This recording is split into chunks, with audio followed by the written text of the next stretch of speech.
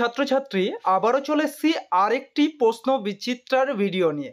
আজ আমরা আলোচনা করব 2024 প্রশ্ন বিচিত্রার সপ্তম শ্রেণীর বেঙ্গলি ফার্স্ট সেটটি। দেখো, তোমাদের আরামবাগ গার্লস হাই স্কুলের যে সেটটি দিয়েছে, একদম প্রথম সেটটি, সেই সেটটির সমস্ত প্রশ্নের উত্তর আমরা এই ভিডিওর মাধ্যমে আলোচনা করেছি।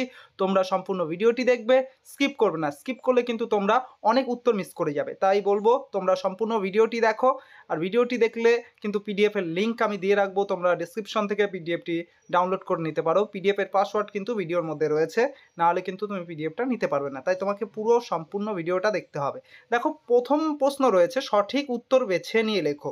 দেখো, 1 নম্বর প্রশ্ন, কবি বঙ্গভূমির প্রতি কবিতায় প্রার্থনা করেছেন, উত্তরটি হবে অমরতা।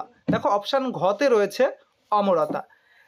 দেখো, 2 প্রশ্নটি, রামকিঙ্কর শান্তিনিকেতনে প্রথম কোন বিষয়টি শুরু করেন, উত্তরটি হবে অয়েল পেন্টিং। দেখো, অপশান খতে তোমাদের রয়েছে।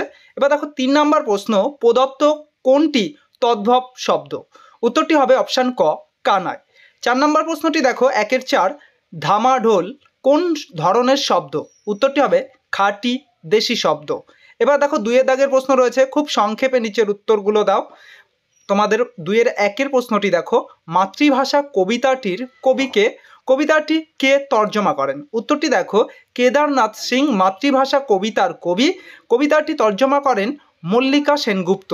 দেখো, 2 নম্বর প্রশ্ন, কত খ্রিস্টাব্দে রামকিঙ্কর বেঞ্জ শান্তিনিকেতনে যান এবং ওনার বাড়ি কোথায় ছিল, উত্তরটি দেখো 1925 খ্রিস্টাব্দে রামকিঙ্কর বেঞ্জ শান্তিনিকেতনে যান, ওনার বাড়ি ছিল বাঁকুড়া জেলায়। এবার 3 নম্বর প্রশ্নটি দেখো, নিজের পিসির খোকা আসছে বলে হিংসায় জ্বলে পুড়ে খাক হলো, কে কাদের সম্পর্কে এমন কথা বলেছেন, উত্তরটি দেখো মাকু গল্পে আম্মা সোনাটিয়ার সম্পর্কে বলেছে। এবার 4 নম্বর প্রশ্ন দেখো, সোনাটিয়া মাকুকে প্রথম কেমন দেখেছিল, উত্তরটি দেখো সোনাটিয়া প্রথম যখন মাকুকে দেখে তখন মাকুর চেহারা ছিল লম্বা, শটাং, গায়ের মাংসগুলি ছিল আটোসাটো, দেখেই বোঝা যায় যে প্লাস্টিক আর রবার দিয়ে তৈরি। তার মাথায় কোকড়ানো চুল আর নাকের ডগায় কালো তিল।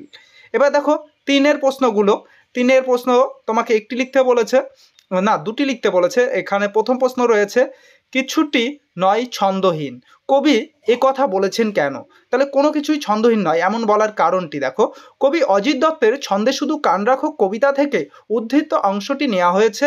প্রকৃতি ছন্দময়, প্রকৃতির সব কাজেই রয়েছে ছন্দ।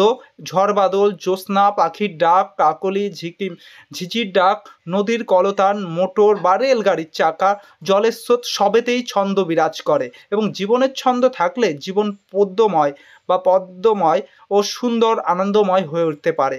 ভুবনটাই চলবে ছন্দ সুরের সংকেতে, অর্থাৎ বিশ্ব প্রকৃতির কোনো কিছুই ছন্দহীন নয়। এবার দেখো 2 প্রশ্ন রয়েছে, সালটা 3589, এই সময়ের মধ্যে পৃথিবীতে কোন কোন নতুন বৈজ্ঞানিক আবিষ্কারের কথা বলা হয়েছে, উত্তরটি দেখে নাও। শীর্ষেন্দু মুখোপাধ্যায়ের পাগলা গণেশ গল্পটি একটি কল্পবিজ্ঞানের কাহিনী।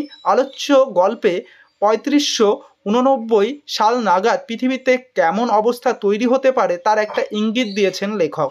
উক্ত সময়ে নতুন নতুন বৈজ্ঞানিক আবিষ্কার ঘটবে পৃথিবীতে, যেমন ওই সময়ে মাধ্যাকর্ষণ প্রতিরোধকারী মলম আবিষ্কৃত হবে এবং যার ফলে পৃথিবীতে নানান রকম উড়ানযন্ত্র আবিষ্কার হবে, যার হিড়িক পড়ে যাবে।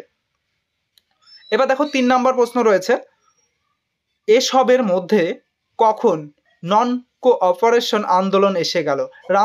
রামকিঙ্কর বেঞ্জের জীবনে এই আন্দোলনের কি প্রভাব ছিল? দেখো,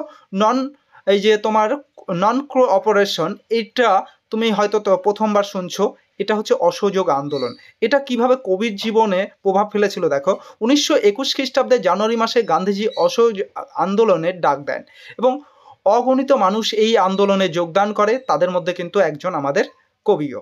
গান্ধীজির নেতৃত্বে হওয়া নন কোঅপারেশন মুভমেন্ট বা অসহযোগ আন্দোলন ব্রিটিশদের ভয় পাইয়ে দিয়েছিল, কিন্তু এই আন্দোলনের চরিত্র ক্রমশ উগ্র হয়ে উঠতে থাকে, যার ফলে কিন্তু গান্ধীজি এই আন্দোলনটি স্থগিত করে দেন। এবার দেখো 4 নম্বর প্রশ্ন রয়েছে তোমাদের, খুব নিচের প্রশ্নগুলির উত্তর দাও। এখানে প্রথম প্রশ্ন রয়েছে, তদ্ভব শব্দ কাকে বলে, উদাহরণ সহকারে। দেখো, যে সংস্কৃত শব্দ দীর্ঘ সময় ধরে ভাষাগত বিবর্তনের ফলে প্রাকৃত, অপভ্রংশ প্রভৃতি স্তরের মধ্যে দিয়ে পরিবর্তন লাভ করে বাংলা ভাষার শব্দ ভাণ্ডারে গৃহীত হয়েছে, সেই শব্দগুলোকেই তদ্ভব শব্দ বলে। যেমন দেখো, কৃষ্ণ থেকে কণ্হ, কণ্হ থেকে কানহু। এবার 4-এর 2 নম্বর প্রশ্ন দেখো, বাংলায় ব্যবহৃত দুটি মুন্ডাল শব্দের উদাহরণ দাও। দেখো বাংলায় যে দুটো শব্দ চেয়েছে, আমরা দুটো দেখো, পশ্চিমবঙ্গ মধ্যশিক্ষা পর্ষদ, এটাকে দেখো প ব ম শি প, এইভাবে প্রকাশ করা যায়, তোমরা বইয়ের পেছনে দেখতে পাবে। তারপরে রয়েছে ইন্ডিয়ান প্রিমিয়ার লিগ। দেখো ইন্ডিয়ান প্রিমিয়ার লিগ, এটা সকলেই তোমরা এই বিষয়টা জানো, সংক্ষেপে কি বলি আমরা, IPL। এবার 4-এর 3 নম্বর প্রশ্ন, শূন্যস্থান পূরণ রয়েছে। দেখো একটা রাজপুত্র ড্যাশ রয়েছে রাজপুত, এদের মাঝখানটায় হবে রাজপুত্তুর। দেখো তুমি রাজপুত্তুর। ভিডিওটি কেমন লাগলো অবশ্যই কমেন্টের মাধ্যমে জানিও, আর আমাদের চ্যানেলে নতুন হয়ে থাকলে চ্যানেলটিকে অবশ্যই সাবস্ক্রাইব করে নিও এবং বন্ধুদের মধ্যে ভিডিওটি কিন্তু শেয়ার করে দিও। আর PDF লিঙ্ক ডেসক্রিপশনে দেওয়া আছে, PDFটি চাইলে ডাউনলোড করে নিতে পারো। আবারও দেখা হবে আরেকটি প্রশ্ন বিচিত্রার ভিডিও নিয়ে।